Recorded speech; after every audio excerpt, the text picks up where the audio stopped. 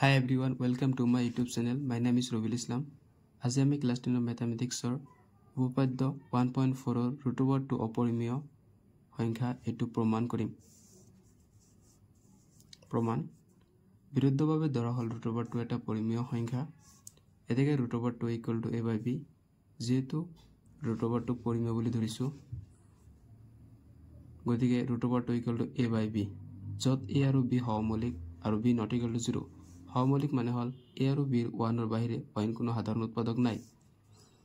এতিয়া দুইফালে স্কয়াৰ কৰিম root over 2 whole square = a/b whole square square আৰু ৰুট কেনসেল ইয়াত থাকিব 2 আৰু ইয়াত থাকিব a square divided by b square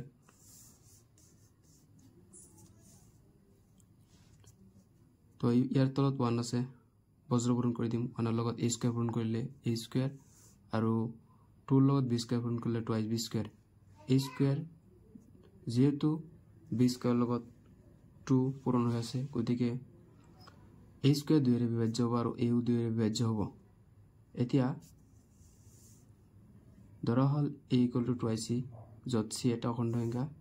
এতিয়া এর মান 1 নং সমীকৰণত বহাই পাও 2c whole square = 2ab square. এতিয়া 2 স্কয়াৰ মানে 4 c স্কয়াৰ = 2ab স্কয়াৰ 2 পূৰণ হৈ আছে এই বেলাইলে হৰণ হ'ব অৰ্থাৎ 4 ক 2 ৰে হৰণ কৰিলে দুইবাৰ যায় গতিকে 2c স্কয়াৰ = b স্কয়াৰ গতিকে b স্কয়াৰ = 2ac স্কয়াৰ যেহেতু c স্কয়াৰ লগত 2 পূৰণ হৈ আছে গতিকে b স্কয়াৰ 2 ৰে বিভাজ্য আৰু b ও 2 ৰে বিভাজ্য হ'ব। ইয়াত আমি a আৰু b সহমৌলিক বুলি ধৰি লৈছিলো কিন্তু a আৰু b 1 ৰ বাহিৰে আন এটা উৎপাদক পালো যেটো 2 গতিকে আমি হেগত লিখিম a আৰু b উভয়ৰে এটা সাধাৰণ উৎপাদক আছে যেটো 2 কিন্তু a আমি ধৰা a আৰু b সহমৌলিক এই সত্যতাটোৰ বিৰোধ কৰে। এই বিৰুদ্ধে কাৰণ a যে